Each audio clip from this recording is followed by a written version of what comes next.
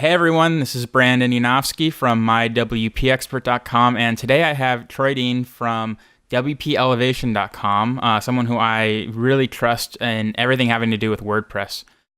So we're going to get started, and first, Troy, I want to ask you where you grew up, what country you're currently living in, and any cool, fun facts or hobbies that you do outside of business. Sure, man. Well, first of all, thanks for having me on the show, and congratulations on, getting a show up and keeping it going, man. It's hard work. Good on you for keeping your foot on the pedal. So I grew up in South Australia, pretty kind of working class, blue collar kind of area. My dad was a salesman and my mum was a stay-at-home mum. And I think my mum was an Avon lady for a bit as well. I don't know, do you guys have Avon in the States? We do, Yeah. So I think my mum used to take me around on her Avon rounds, and I think she used to take the cute 3-year-old kid along, to try and get more Avon sales. Oh, yeah. And so I live in Australia now. I live in Melbourne, which is one state over from where I grew up. And some fun facts. Well, I'm a musician and a voiceover artist, and I've been playing in bands for years, but now me and a few buddies have got a kind of a band. We're kind of rehearsing. We're not gigging or recording or doing any of that crazy stuff. We're just playing for fun. It's like a poker night without the poker and without the cigars, So we get together once every couple of weeks and jam, and we're called Stray Gods, and we've just written a song called This American Life, which is a bit of a tribute to the podcast, the This American Life podcast, which I'm a huge fan of. So that's kind of a fun fact, something I do when I'm not doing WordPress stuff. Nice. All right, so I'm gonna dive in and ask you, when and how did you get your start with online businesses, or just online in general, with developing maybe? Yeah, so I was playing in cover bands quite a bit around town when I was in my sort of late 20s, I guess, and we needed a website to promote the cover band. You guys know what a cover band is, like a tribute band, so we needed a website. So I was building, at that stage, I think I was building websites in Flash, like everyone was. And I was making them animated, and, all the other guys in the band thought I was a genius because I could make stuff fly across the screen.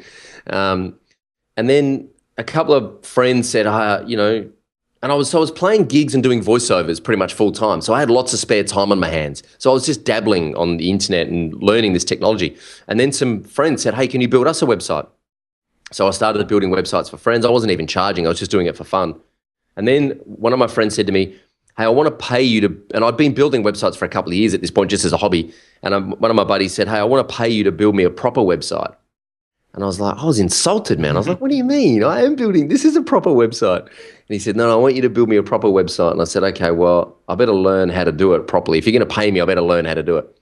So I studied and bought some books. They're all on the bookshelf behind me here. I bought tons of books on HTML and CSS, PHP and MySQL. And I learned how to build websites, but also learned that once I build a website for someone and I hand it over to them, they're going to want to change it, and they're going to come back to me and ask me to update it, and I don't want to be in that business because, that's going to be painful. So I wrote my own content management system, which was horrible, but it worked. And then I discovered WordPress and realized, okay, I've just spent 6 weeks doing what I could have done in like half an hour. And so the rest was history. And then as soon as I discovered WordPress, I was just like the clouds, the heavens opened up, and I was like, wow, this is amazing. I can totally build a business out of this now because I can do this really quickly, and other people don't know how to do this. So therefore I can charge them because I'm solving a problem that they can't solve themselves. So that would have been I discovered WordPress in 2007, and the video user manuals plugin, which was kind of our first foray into a product, was because even then we had WordPress, and I realized that it was a content management system. You still had to teach people how to use WordPress. Yeah. And that was a sticking point. I was like, oh man, I don't want to do that. I don't want to be teaching the same thing over and over again. So I made a PDF document that I would send off to my clients with all these screenshots on how to use WordPress. And I sent it up to a buddy of mine in Sydney, and he rang me and said, we should make this into a plugin and we should put videos in it and we should sell it to other developers. I was like, really? do you know how to make a plugin? He said, yeah, I reckon I can figure it out. I said, all right, well, you go make the plugin, I'll make the videos, and the rest is history. So Nice. yeah. Yeah, I mean, for those people who don't know, can you just give them a little bit of info on what Video User Manuals is? Yeah, sure. So Video User Manuals is a plugin that you install in your client's WordPress dashboard, and it puts about 60 video tutorials in the client's WordPress dashboard to teach them how to use WordPress as an editor. So we don't teach how to install plugins or how to change your themes, but it teaches them how to use WordPress as an editor. And it also teaches them how to use the Yoast SEO plugin and WooCommerce. And of course, you can switch any video on or off. You can add your own custom videos to it, and you can rebrand it, put your own logo on it. So it just automates that client teaching process. Awesome. Yeah, I'm sure a lot of people listening to this will definitely be interested in that, because a lot of them work with clients and maybe don't want to spend time teaching them that. All right, so kind of going off of your start online, I'm going to ask the question that I feel like doesn't get asked that often, or maybe it is, but I don't see it that often. Is what was your biggest failure, and what did it teach you? It's a good question. I think so. It would have been, I think my biggest failure was recent. It was the start of 2013, where I was doing a lot of speaking at conferences about online marketing for small business. And I had a lot of people emailing me and asking me lots of questions. And I thought, I'm going to start an online program to teach people how to do online marketing for small business. And it's going to be a membership program. And I'm going to charge people every month to be in my membership program and teach them, right? So I built this membership program. I spent like 2 weeks in my office building this membership program, making all these videos, putting all these worksheets together, putting all this awesome content together. And then I launched it, and I thought, okay, I need to get some people in to start. So I sent out some emails to what I considered my VIP clients, basically said, hey, I'm not going to charge you for this. I am going to charge at some point, but I don't know what that is yet. But right now you can come in for free because I just want to get some traction in here. And I was running a webinar every 2 weeks. I was answering questions in the forums. I was answering questions on a help desk. I was working so hard. And I got to a point where after about 3 months, I was sitting in my office and I thought, I've got to run a webinar tomorrow night. And I hadn't made the webinar yet. And I just thought, you know what, I can't do it, man. I was exhausted. I was completely exhausted. I made no money out of the membership program at all. And I shut it down. I just emailed everyone. I said, look, I'm really sorry, but as from now, there'll be no new updates in the members website. You can still log in and get all the content that's there. Download it all to your hard drive because I'll probably take it offline in a couple of months, but I'm not doing this anymore. And I had a whole bunch of people email me back. I think I had like 30 people in the program at that point. No one was paying. I was just doing it as an experiment, really. And quite a few of them emailed me, and I'm like, oh man, I'm really disappointed. I was really enjoying that. And I'm like, well, dude, I'm not a community service. Like, I need to pay for this somehow, Anyway, the thing that I realized is I was trying to build an audience that I was trying to build a very broad audience. So the problem with that program was that I had plumbers in there, I had actors in there, I had dentists in there, I had accountants in there, and it's really hard to make awesome content for all of those people at the same time. And what I realized is that I had the video user manuals business over here that was kind of going along pretty well. I was still doing websites for clients. I had the video user manuals business, and I'm like, I've got this audience with video user manuals that is so specific, and they all have the same problem, and I know how to solve their problem because I'm one of them, and I've kind of been there and done that. Why the hell am I over here trying to build this audience of small business owners when I have an audience of like 10,000 people sitting right under my nose right here? So the big takeaway for me was I shut it down. I went, right, now I know how to set up a membership website. Now I know how to produce that content. Now I know how to run webinars. Now I know how to do all that stuff. I'm going to take everything I did there, and I lost money on that, man. Like I was paying for GoToWebinar once a month, which was it's like $150 a month or whatever the plan was. I was paying for all this stuff, all these services, it was costing me money to run that thing. But then I went, I'm just going to replicate all of that and apply it to my WordPress audience because they're also asking me questions about, and I can make content that's very specific for them because they are a tribe and we all hang together and we all speak the same language and we all have the same desires and we all have the same problems. And, you know, we have our own secret language and we go to word camps and we do all that kind of stuff. We know what plugins are. And whereas these guys over here, it was too broad. It was way too broad, you know? So that was, does it make sense? Yeah, it does. Yeah. I mean, that's something I always hear from people is, you know, you always want to niche down when you're building your product or service. The one thing I will say, I've actually made that same mistake before, you know, where I've done things that are too broad. I tried to actually do membership sites before. But I will say, one thing I like you mentioned is that, you know, even though it didn't succeed how you wanted, everything that you learned there, you then turned around and turned it into another business that has been succeeding. So that's why I like these, you know, quote unquote failure stories, because it may seem like a failure, but really those things are like the stepping stones to something bigger. The thing is, I knew the whole time I was doing that. I got my fiance was saying to me, you know, what are you doing? You're crazy. What are you doing? And I said, you know what? This is like going back to uni for me. This is like going back to college and studying a course. Yeah, you can't go to college and learn how to set up a membership website and sell access to an audience and add value and provide content and be an online entrepreneur. No one teaches that at college. Yeah. So for me, whatever it cost me, I don't know, say it cost me $1,500. Say I lost $1,500 on that whole exercise. Well, that was me buying my own education. Right. Yeah. I mean, that's just smart.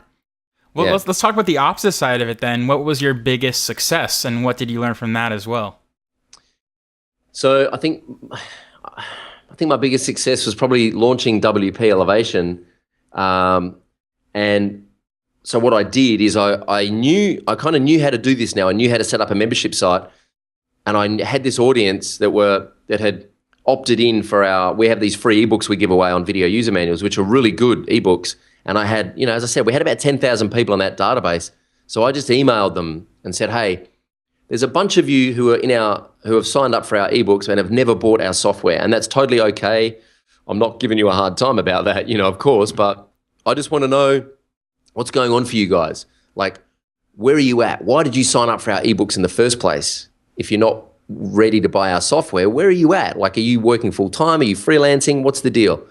And I had like 480 emails back in my inbox from people telling me, we need more clients. We need more clients. You need to teach us how to go from being kind of like part-time freelancer. I'm still working in a restaurant 3 nights a week. I'm still, you know, working a part-time job. I want to go full-time in my WordPress business. I know I'm really good, but I can't get any clients. And the clients I do have only got like $100 for a website.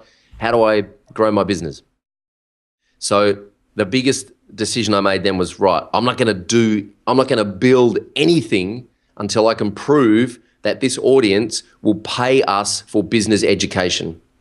So the first thing I did was I put up a sales page on Unbounce. I didn't even use WordPress. I just was like, what's the quickest way I can do this? I set up a sales page on Unbounce.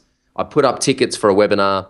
I set up a webinar in GoToWebinar, put up the tickets in Eventbrite, connected it all up in Zapier, I think it was, and went, righto, here you go. We're running a webinar and it's $100 a ticket. If you want me to teach you how to build your business, come and pay $100 a ticket. And I just rang my business partner and I said, you know, man, if 10 people buy a ticket, I'll turn up and I'll do the webinar.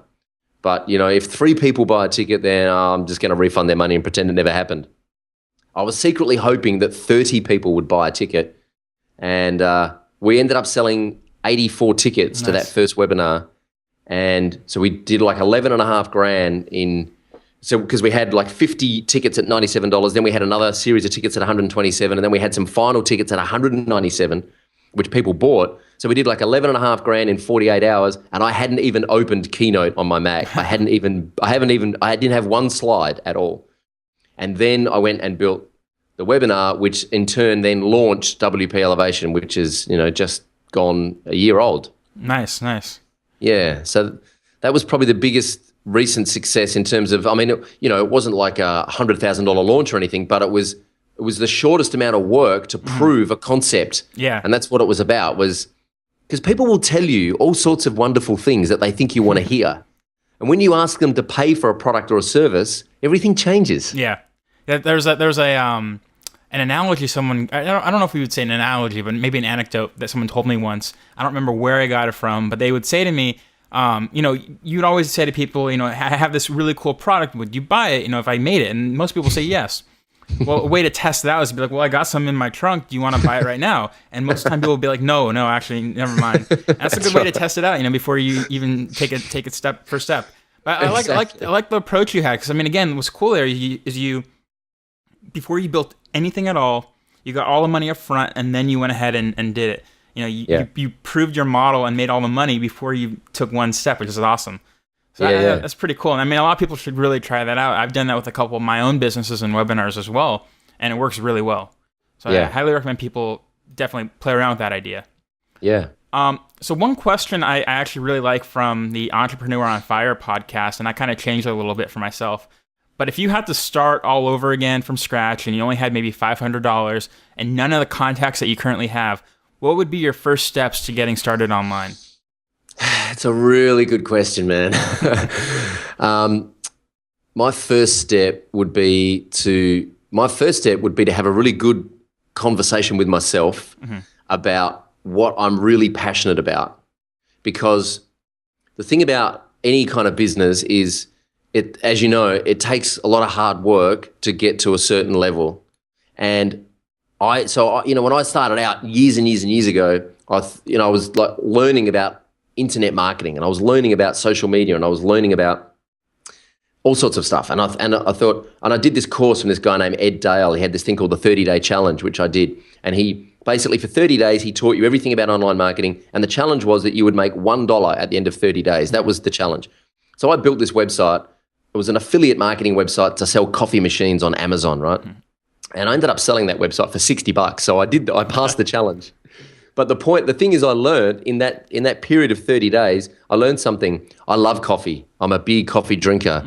I just don't really care about coffee machines that much, And if you were going to be a successful affiliate marketer for coffee machines, and Melbourne is like the home of coffee. Like there is a coffee shop every 5 meters in Melbourne, right? So there's no shortage of coffee machine experts and baristas here in Melbourne.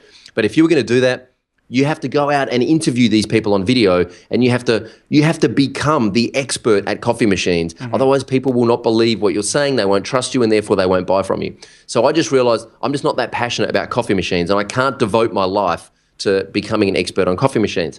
But I love WordPress, and I love business, and I love entrepreneurs. I love people having a go. And that's what I love about WP Elevation, is helping people have a crack at their business and have some success. So the first thing I would do is say, okay, what gets that fire in my belly going? What gets me really up and about? What makes me bounce out of bed in the morning? And let's say, I'm going to make something up, but let's say it's like brass sections in big bands. Let's say I'm just like super passionate about brass bands, right? Then I would say, okay, who are the decision makers that spend money in that market? Like, who are the people is it the players that buy instruments? Is it the people that service the instruments? Is it the instrument manufacturers? Is it the conductors? Is it like, who is it that's spending money in the brass band niche? And then I would work out what kind of their most obvious problem is. And then I just start putting out free content to start building that list, building that audience. I know it sounds really obvious and really, simple, but that's what I would do. I would build the audience first, and then ask them what they want, and then work out how to sell it to them. It's a pretty straightforward kind of model. It's difficult to execute, but it's a pretty straightforward step-by-step process. The best businesses we see online now started that way. Look at Copy Blogger. That's all they did. They basically were giving out free content, built up a huge audience, started either creating their own products or services, or buying products and services, and just built this $1 million business. Yeah, it's amazing.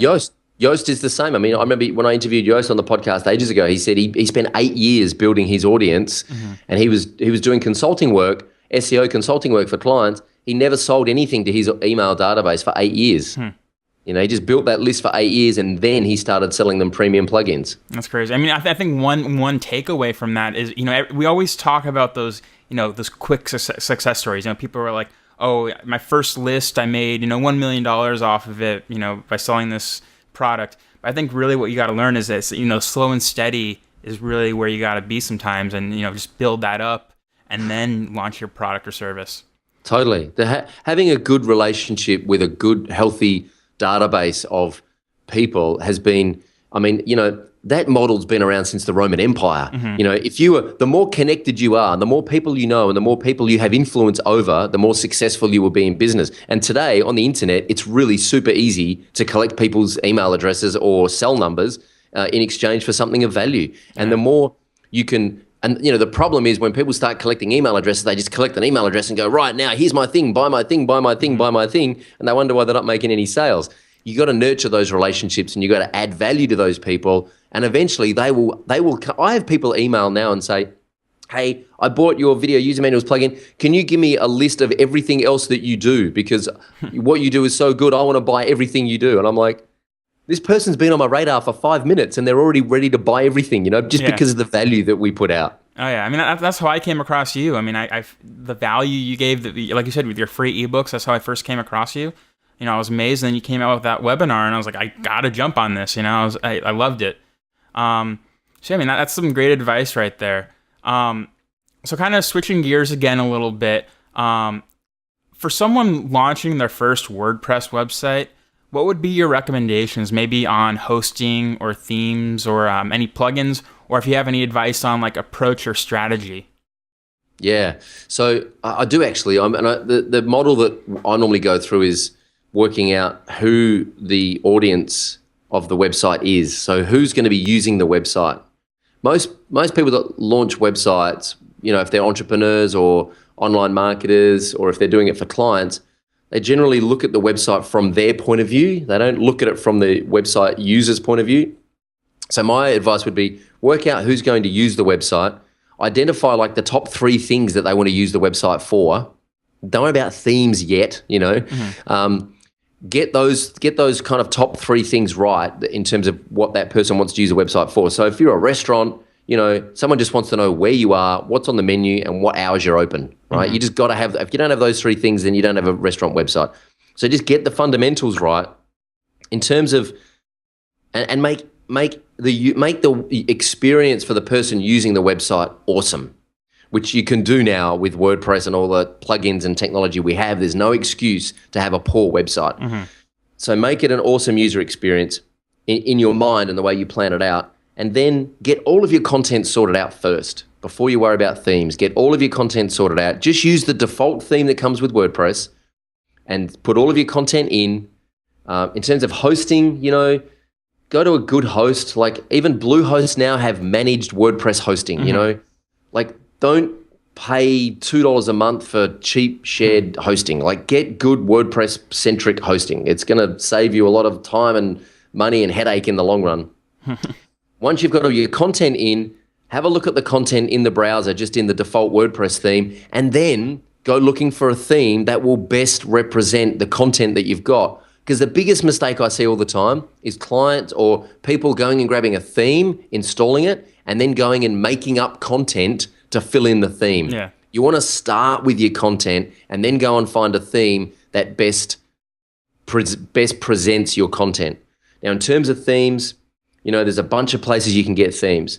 I would make sure that whenever we choose a theme, I make sure that the theme author, I can get in contact with the theme author. I look at their support forums. I make sure that they're active in answering support questions, and I have a look at their ratings, whether it's with Theme Forest or whether it's on the, you know, if it's some other theme marketplace. I make sure that the author cares about their theme and that the author has some skin in the game. Yeah. Like what a lot of people don't realize is plugin and theme authors in the WordPress space, the thing I like about premium plugins and premium themes is generally you're going to get a good response from the people who are developing it because it's their business. Yeah.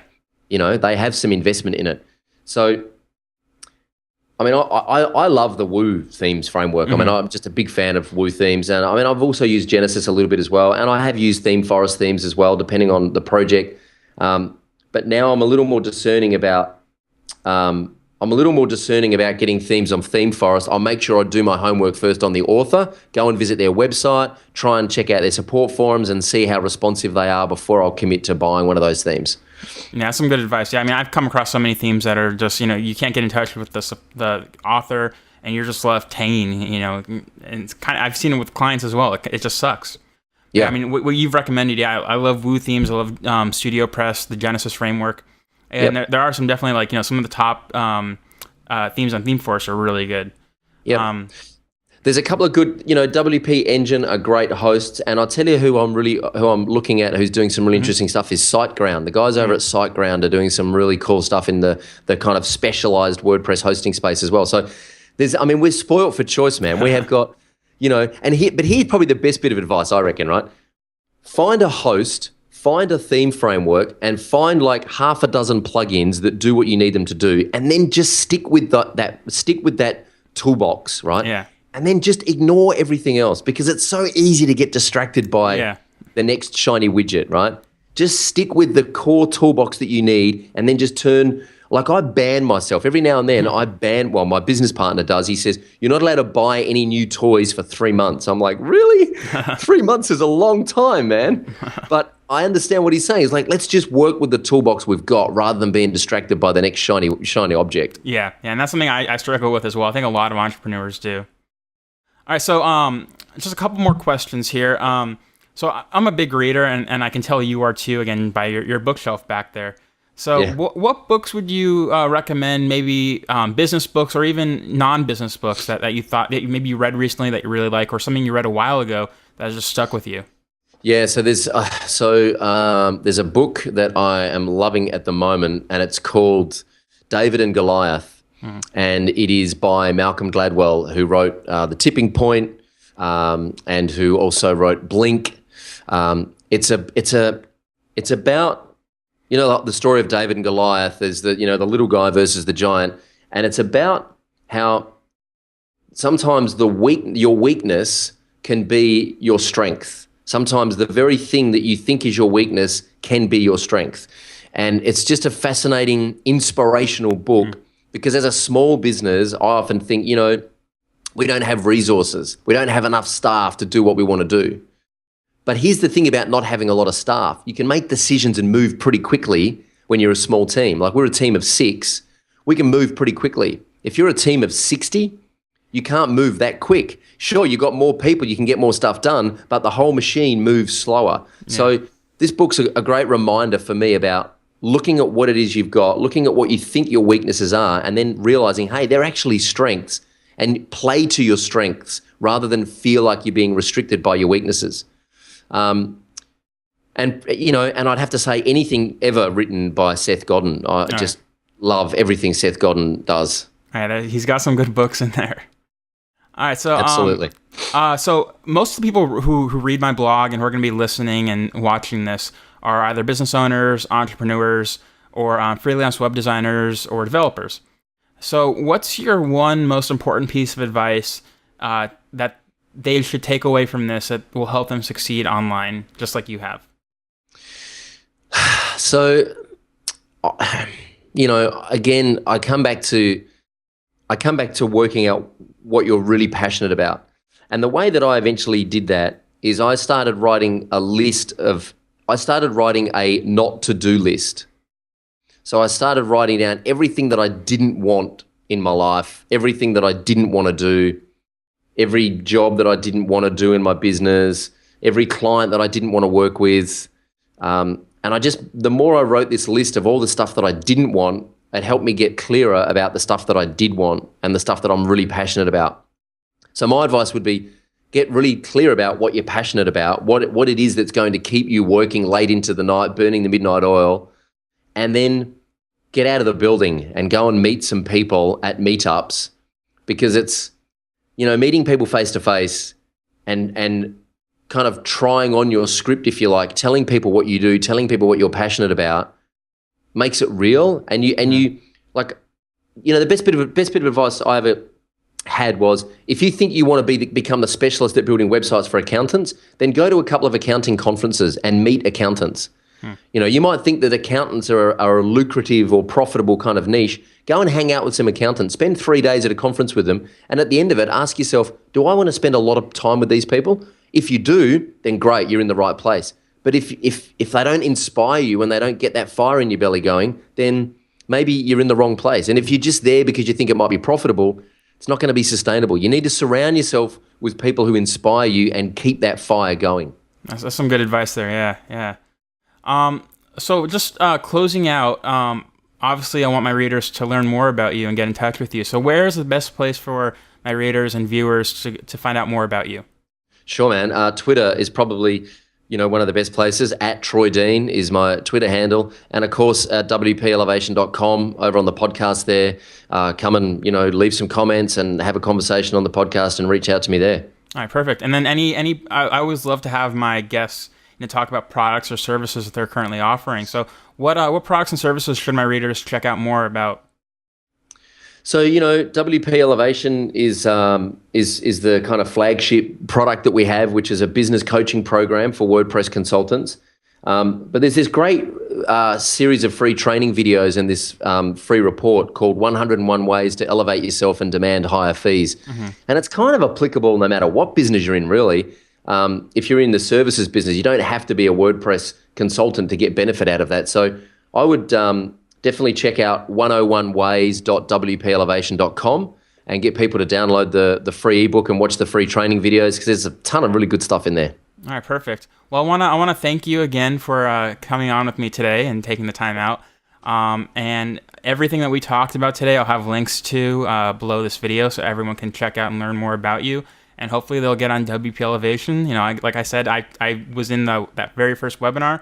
And cool. I think I was there. I wasn't able to stay for the whole thing, but I think I was there for like an hour. And everything I learned in that hour, I stuck with me, and I still have all that info from you. So I can just imagine how great WP Elevation is, and recommend everyone go check that out. Awesome, good on you. Well, thank you very much for having me on the show, man. And also, just a big congratulations for actually taking action. There's so many people talk about launching a podcast, and it's just great that you've taken action and that you're doing it, man. It's hard work, and good on you for keeping the foot on the pedal. Oh yeah, like we said, it's just long, slow, and slowly build that up. That's what I'm working at. That's it. Awesome. Perfect. All right, well, thank you very much. Cheers, man.